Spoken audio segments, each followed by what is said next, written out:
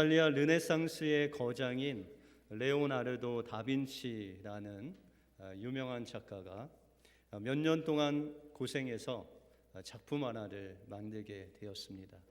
그 작품이 여러분들이 잘 아시는 최후의 만찬이라는 그림입니다. 그런데 그 작품을 완성한 후에 그것을 지인들을 초청해 놓고 최초로 공개하기 위해서 사람들을 모아놓고 이제 수건에 가리운 그 그림을 이제 수건을 펼쳐 내리면서 그 그림을 사람들에게, 지인들에게 보여주게 되었습니다.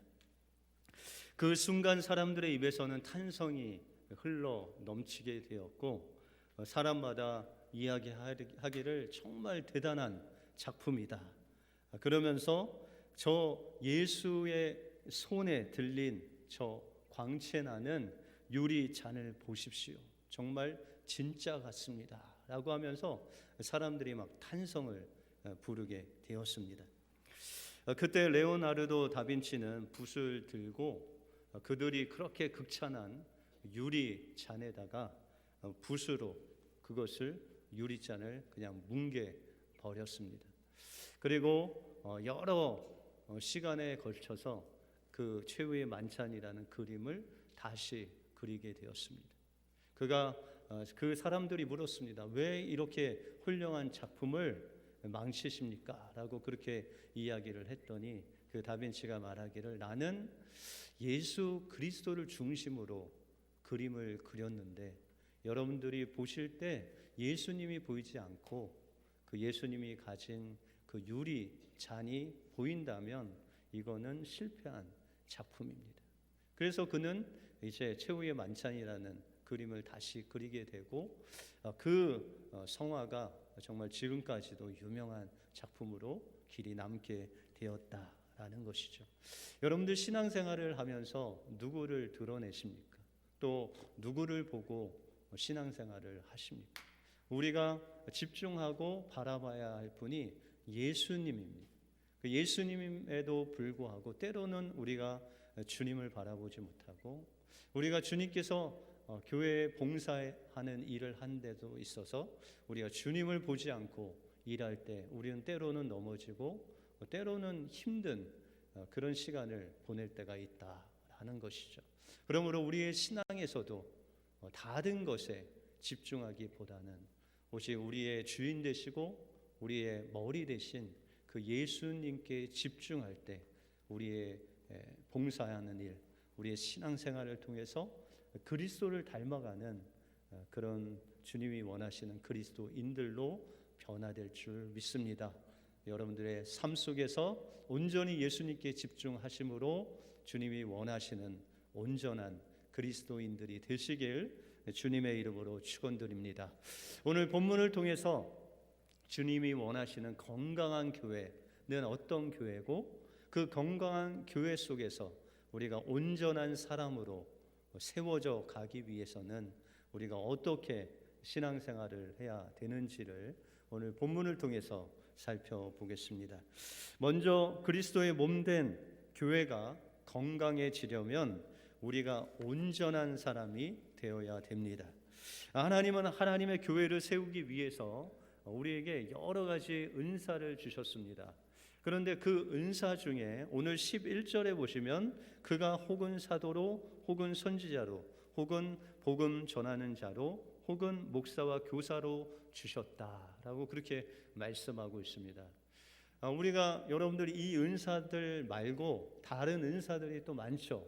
보통 이런 오늘 이 11절의 말씀을 직임적 은사다라고 그렇게 말을 합니다. 직임적 은사라는 것은 여러분들 직분이 있으시죠? 집사일 수도 있고 또 권사님일 수도 있고 장로님, 성도일 수도 있고 교사일 수도 있고 여러 가지 직분이 있는데 그것이 바로 은사라는 거예요. 직분으로서 하나님께서 은사를 주셨다라는 것이죠. 또한 우리가 어떤 은사가 있죠? 자연스럽게 우리의 성품을 통해서 은사를 주셨는데 구제하는 일, 섬기는 일, 또 긍휼히 여기는 일, 봉사하는 일, 이런 우리의 성품과 또 달란트를 통해서 우리에게 자연적으로 주신 은사들이 있고 또 초월적인 은사가 있죠. 여러분들 방언하시는 분들, 또 예언, 능력, 귀신 쫓는 거, 믿음의 은사, 여러 가지 이런 남들이 못하는 초월적인 은사들도 있습니다. 그런데 하나님께서는 은혜 받은 모든 사람들에게 주시는 것이 다 은사입니다. 그런데 오늘 왜 11절에 이런 여러 가지 은사 중에서 사도, 선지자, 목사, 교사, 복음 전하는 이런 은사들을 집중해서 말씀하셨는가? 이런 은사를 가진 사람들은 주로 복음을 전하는, 말씀을 전하는 은사를 가진 사람들을 모아놓은 것이죠. 그래서 이런 교회 안에서 이런 복음을 전하고 복음을 가르치고 복음으로 양육하고 또한 돌보는 이런 말씀을 통해서 우리가 온전해질 수 있다라고 그렇게 말씀하고 있다는 것이죠. 여러분들, 온전하다는 것은요, 완전하다는 것이 아니에요. 여기서 온전한 사람이 봉사하는 일을 하게 하는데 우리가 완전한 사람이 봉사를 하게 된다면 여기서 몇 명 봉사할 분이 없을 겁니다. 그런데 여러분들, 하나님의 말씀이 우리를 온전한 사람으로 만드는데 그 온전하다는 의미는 양면이 다 있다는 거예요. 그래서 여러분들 지갑에 좀 지폐가 있으세요? 100불짜리가 있는데 100불짜리 한 면은 $100 지폐인데 한 면은 백지가 됐어요. 그러면 그거 되게 사용할 수 있겠어요? 네, 좀 가리고 이렇게 주면 뒤에가 백지면은 안 받습니다. 여러분들, 사람도 마찬가지죠. 어떤 사람이 시간을 지켜야 된다고 계속 이야기하는데 자기는 시간을 안 지켜요. 맨날 그냥 정확하게 1시에 모이자라고 했는데 그 사람은 자기가 1시에 모이자고 놓고 1시 반에 와요. 그러면 그 사람의 말에 힘이 있어요, 없어요? 온전한 사람이에요, 아니에요? 그 사람은 온전한 사람이 아니에요. 왜냐하면 말과 행동이 틀리기 때문입니다. 그래서 우리가 하나님 앞에서 온전하다라는 것은 하나님을 믿는 것과 또한 그것을 행하는 우리의 삶이 하나가 되는 사람을 가리켜서 온전하다라고 그렇게 말씀하고 있습니다. 그러면 우리가 어떻게 이런 온전한 사람으로 하나님을 믿는 것과 또한 우리의 삶이 하나님이 원하시는 방향으로 갈 수 있는가라는 것이죠.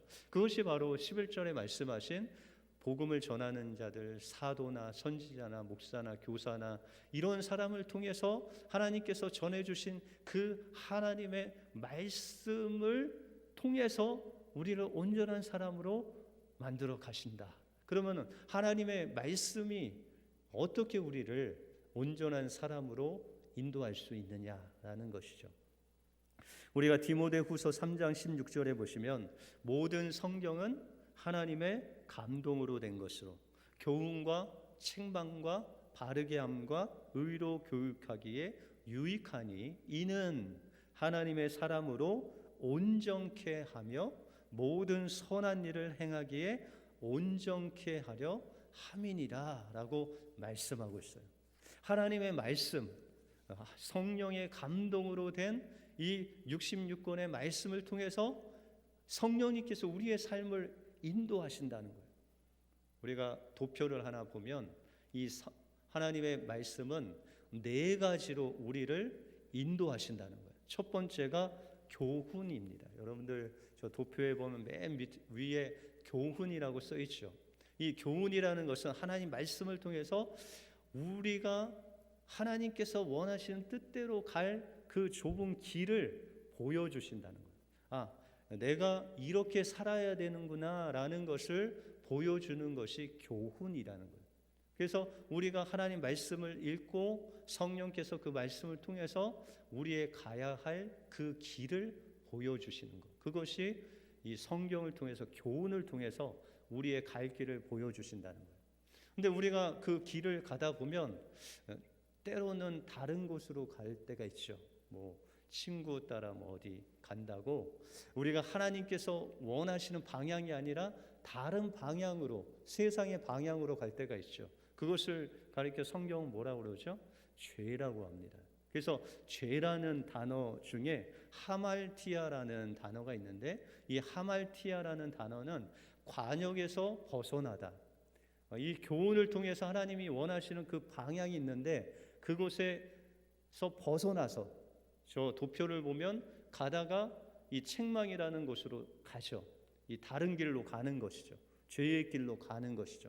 그럼 두 번째로 성경은 어떤 역할을 하시느냐? 책망을 하신다는 거예요. 그 책망은 뭐냐면, 우리가 주님이 원하시는 길로 가야 되는데 다른 길로 가고 있어요. 그러면 성령님께서 성경을 통해서 우리에게 책망을 하셔서 이 길이 잘못됐다라는 것을 알려주시는 거예요. 그것이 책망이라는 거예요. 여러분들도 자녀가 삐뚤어진 길을 가면은 혼을 내잖아요. 그 말을 안 들으면 어떻게 해요? 뭐 때려서라도 바른 길로 가게 하잖아요. 그것이 바로 바르게 함이에요. 이 바르게 함이라는 것은 성경을 통해서 우리가 다른 길로 가다가 하나님께 책망을 받고 하나님이 원하시는 그 방향으로 유턴해서 하나님이 가라는 길로 방향을 바꾸게 하는 것, 그것이 바르게 함이다. 우리가 죄의 길로 가다가 하나님 책망하셔서 바른 길로 가게 하는 것이 바로 성경의 주된 역할이다라는 것이죠. 그럼 마지막으로 의로 교육하기에 유익하다라고 했는데, 이 의로 교육한다는 것은 우리가 어린 시절부터 하나님의 말씀으로 교육을 받음으로써 이 하나님이 원하시는 길로 그냥 쭉 갈 수 있도록, 계속 갈 수 있도록 우리를 가르쳐 주시는 그 성경의 말씀의 기능이 바로 의로 교육함이다 라고 그렇게 말씀하고 있다는 것입니다. 여러분들, 우리가 구약 성경에 보시면 발람 선지자라는 사람이 나옵니다. 발람 선지자가 있었는데 그가 하나님의 음성을 듣는 사람이었죠. 그런데 이 모압의 왕인 발락 왕이 신하를 보내서 이 발람 선지자를 오게 했어요. 왜냐하면 이스라엘 백성들이 이 모압을 지나가는데 그들을 저주하기 위해서 이 발람 선지자를 모시러 오기 위해서 수많은 금과 은을 보냈습니다. 그런데 그 발람 선지자가 그 신하들을 앞에서 그러면 내가 기도를 해보겠다라고 했는데 그 길로 가지 말라는 하나님의 음성을 들었습니다. 그것이 이제 교훈의 말씀이죠. 그런데 이 발람 선지자가 거절을 하고 있는데 계속 찾아오는 거예요. 무엇을 가지고? 금과 은과 이 엄청난 재물을 가지고 계속 유혹을 하니까 하나님께 묻고 또 묻고 또 물으니까 하나님이 다시 말씀하시기를, 그러면 너는 저 사람들과 함께 가라. 그런데 내가 너에게 하는 말만 그들에게 전하라 라고 그렇게 이야기를 했습니다. 그런데 이 발람이 어디로 갔어요? 하나님이 원하시지 않는 그 길로 가서 이스라엘 백성들이 모압 여인과 음행하도록 저주를 하죠. 그리고 하나님께 이 이스라엘 백성들이 심판받고 또한 그곳에서 사람들 다 하나님이 심판하심으로 회복되는 역사가 일어나죠. 이와 같이 하나님께서는 우리의 삶 속에서 바르게 갈 수 있는 그 교훈을 통해서 하나님의 길을 가게 하시고, 또한 잘못된 길을 갔을 때 책망하시고 돌아오게 하신다라는 것이죠. 그래서 탕자가 아버지를 떠나서 가게 되잖아요. 그때 그 하나님이 그를 책망하시잖아요. 어떻게 책망하세요? 그가 먹을 것이 없어 거의 죽게 되었죠. 그게 하나님께서 책망하시는 거예요.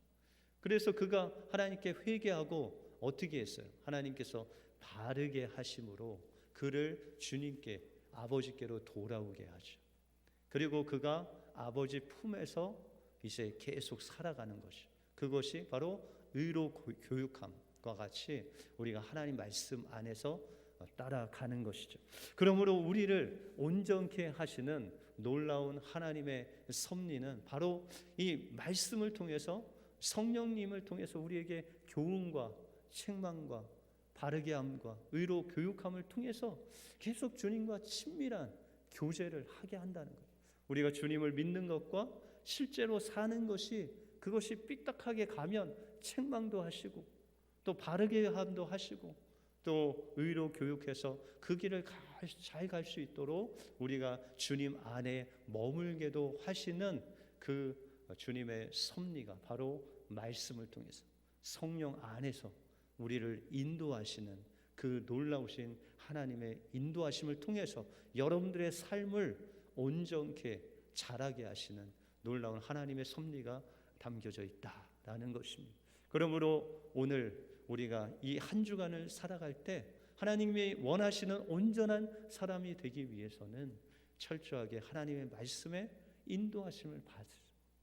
정말 내가 하나님이 원하시는 길을 가고 있는지, 아니면 주님께서 원치 않는 그곳에서 하나님의 책망이 들리는지, 또한 내가 주님 품 안에서 쭉 주님과 깊은 교제를 나누는지를 우리가 기억하고 그 안에 머무심으로 하나님이 원하시는 온전한 사람으로 주님과 동행하시는 여러분들의 삶이 되시길 주님의 이름으로 축원드립니다. 그러면 우리가 구체적으로 그러면 교회 안에서 우리가 어떻게 이렇게 하나님의 말씀에 인도하심을 받으며 또한 때로는 책망하시고 때로는 바르게 하시고 또한 주님 안에 거하게 하시는가를 보면 우리가 온전한 사람이 되기 위해서는 하나님께서는 봉사의 일을 하도록 우리를 인도하신다라는 것이죠. 여러분들 오늘 12절에 보시면 이는 성도를 온전케 하며 봉사의 일을 하게 하며 그리스도의 몸을 세우려 하심이라 라고 그렇게 말씀하고 있습니다. 우리가 이제 온전한 자로 하나님의 말씀에 이제 인도하심을 받아서 때로는 책망도 받고 때로는 잘못하면 이제 바르게 주님의 길을 가면서 깊은 주님의 교제 속에 주님과 동행하며 가야 되는데 그 일이 바로 봉사를 하면서 이루어진다라고 그렇게 말씀하고 있습니다. 그러면 이 봉사하기 위해서 우리가 온전한 사람이 되어야 되는데 13절에 보시면 우리가 다 하나님 아들을 믿는 것과 아는 일에 하나가 되어 온전한 사람을 이루어 그리스도의 장성한 분량에 충만한 데까지 이른다라고 그렇게 말씀하고 있습니다. 여기서 온전하다, 온전한 사람이 되기 위해서 구체적으로 두 가지, 하나님을 믿는 것과 아는 것. 여러분들 믿는 것은 하나님 말씀을 우리가 받아들이고 아는 것은 그것을 살아내는 거죠. 똑같은 말씀이죠. 그런데 그것이 하나 되면 온전한 사람이 되고 봉사 일을 하게 되어서 우리가 하나님의 교회, 그리스도의 교회를 세울 뿐만 아니라 그 봉사 일을 하면서 우리가 성장해 나간다라고 그렇게 말씀하고 있다라는 것이죠. 여러분들 이제 우리가 봉사하는 일을 하는데 때로는 우리가 친교할 때 의자를 하나 나르는 것부터 시작해서 또 예배를 준비하고 안내하고 우리 찬양대와 같이 찬양도 하고 또 주차 안내도 하고 또 봉사 주방 봉사도 하고 여러 곳곳에서 아이들을 가르치기도 하고 때로는 목사님 저는 특별한 할 일이 없는데요 라고 하시면은 이제 여러분들 중요한 일이 있잖아요. 기도하는 거죠. 기도의 어머니로서 예배를 위해서 중보기도 하시고 또 성도를 위해서 기도해 주시고 그런 기도의 또 어머니 아버님들이 또 있으면 되죠.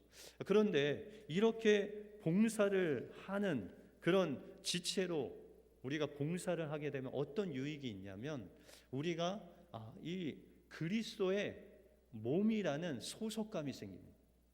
우리가 봉사를 하게 되면 내가 그리스도의 몸으로 지체로서 이제 봉사를 하는구나 라는 것을 알게 되면서 우리가 그리스도의 몸에 붙어있는 지체라는 그 소속감이 봉사를 하면서 우리 마음속에 계속 커지게 됩니다.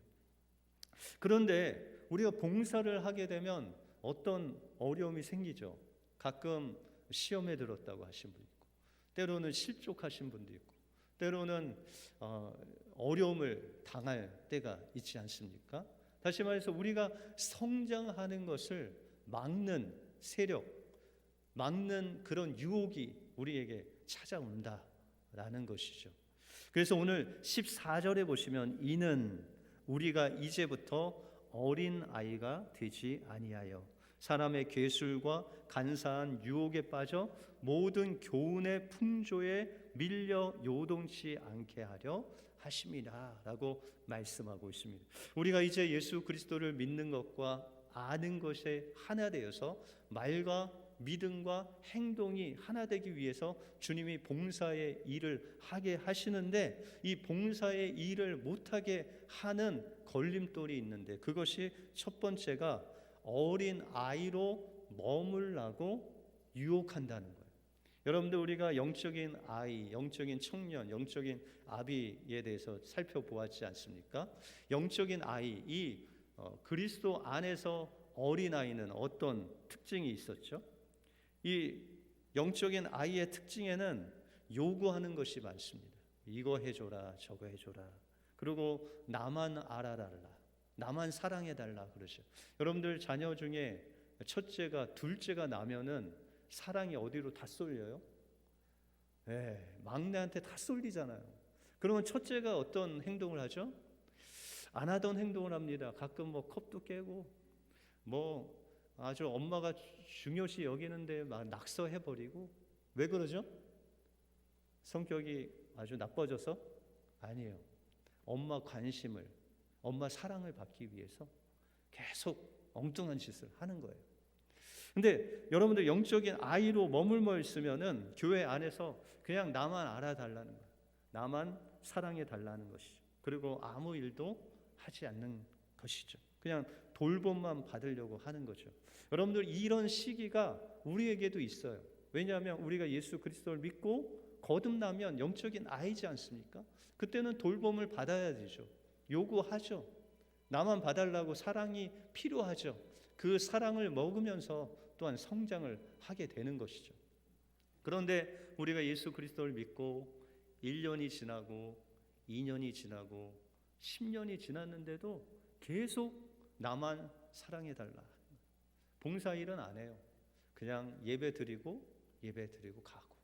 여러분들 혹시 가나안 성도라고 들어보셨어요? 가나안 성도.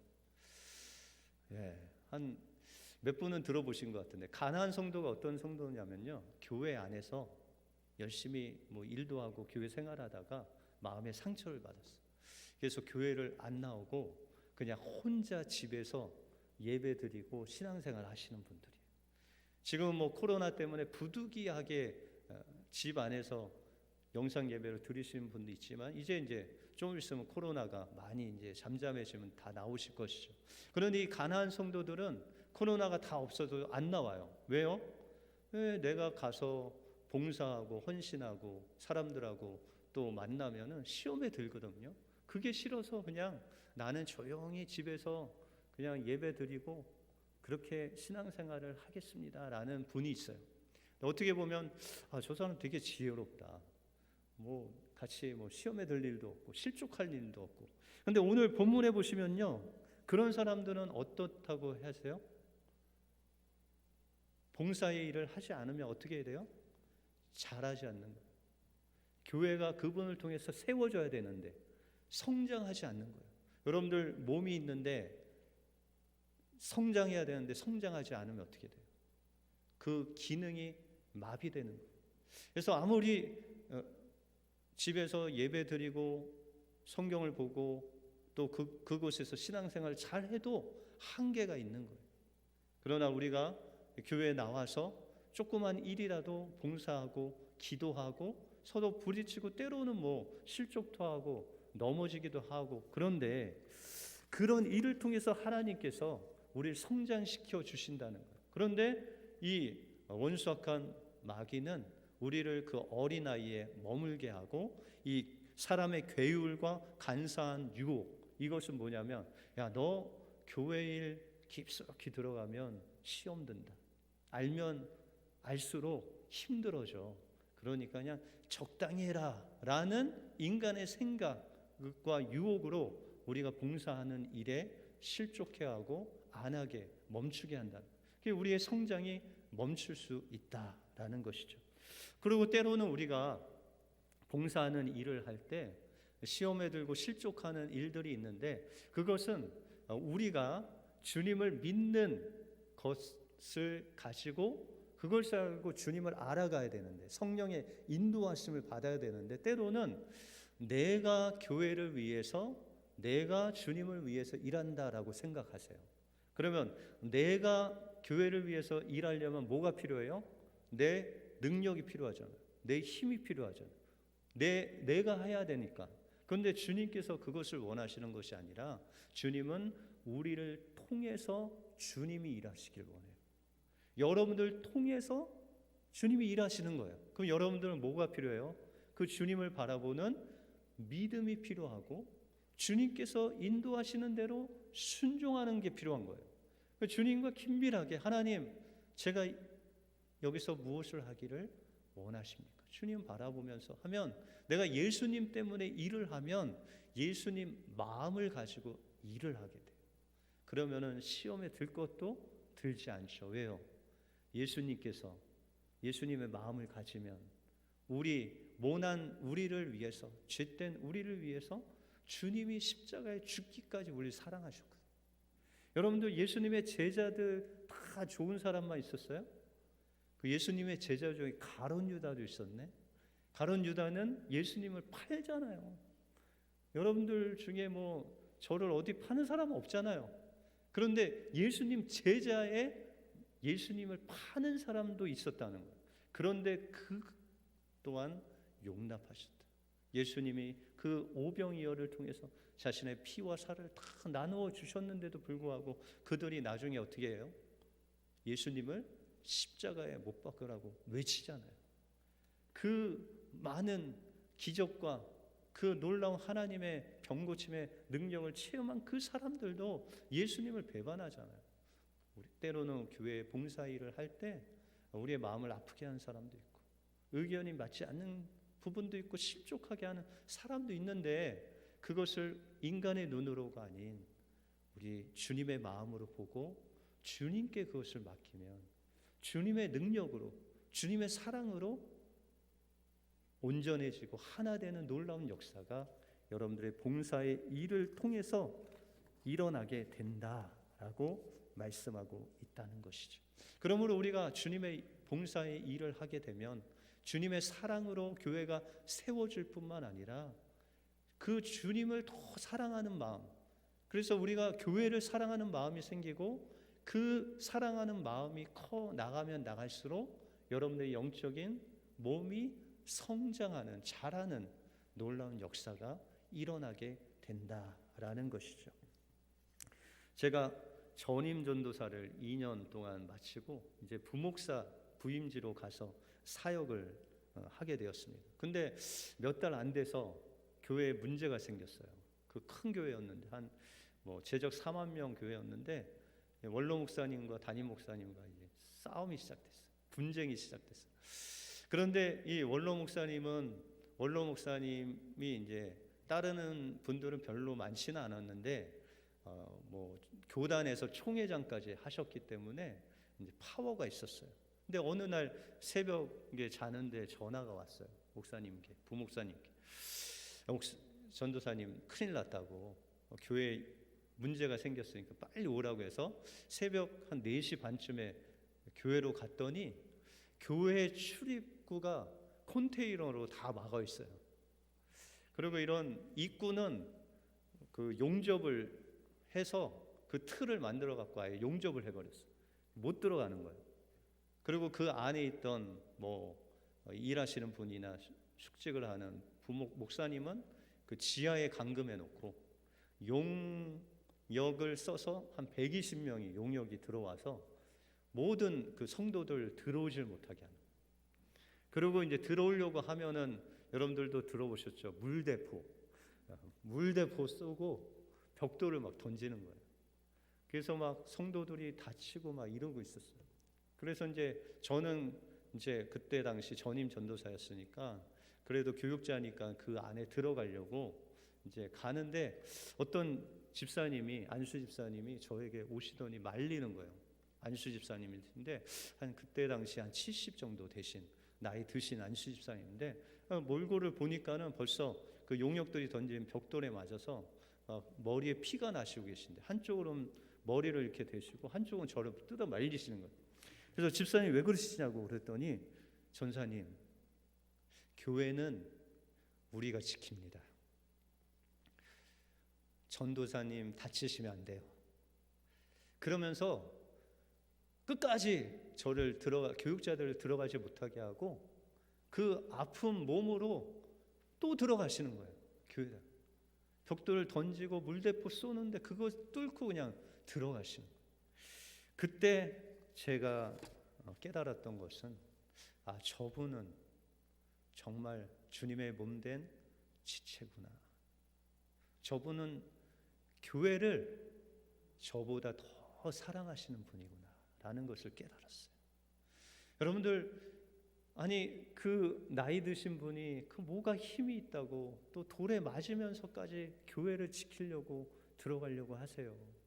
왜냐하면 자기의 피부치가 된 교회를 사랑하시기 때문에 그렇게 몸을 던져 헌신을 하셨다라는 것이죠. 여러분들, 교회는 주님의 몸입니다. 주님과 하나예요.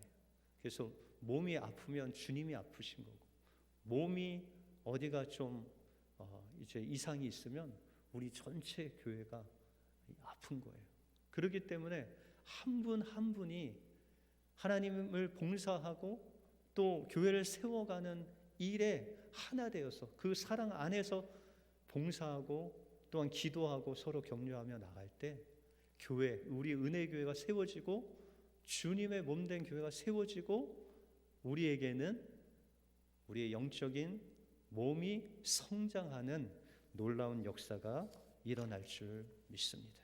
이것이 하나님이 원하시는 온전한 사람의 모습이다 라는 것이죠. 그러므로 우리 또한 주님을 아는 일과 믿는 일에 하나 되어서 성령이 이끄시는 대로 봉사하고 섬기고 기도하고 교회를 사랑하며 나갈 때 하나님께서 여러분들의 그 수고를 통해서, 그 사랑을 통해서 교회를 세우실 뿐만 아니라 여러분들의 영적인 몸을 성숙케 하는, 예수님을 닮아가는 놀라운 역사가 여러분들의 삶 속에 이루어지시길 주님의 이름으로 축원드립니다. 기도하겠습니다.